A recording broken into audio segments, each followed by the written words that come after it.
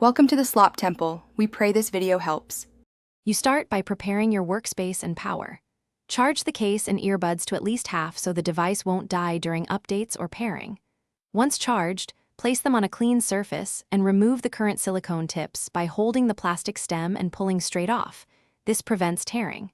Make sure to inspect the nozzle for debris while the tips are off, because grime can muffle sound.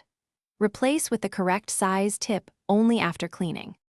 You now fit new tips and verify the seal, which is crucial for ANC and bass response. Match each tip to its earbud, align any left/right markers, then push the tip onto the nozzle until you feel a firm seat. A small twist locks it. Once installed, insert each bud and perform a seal test by speaking or playing music.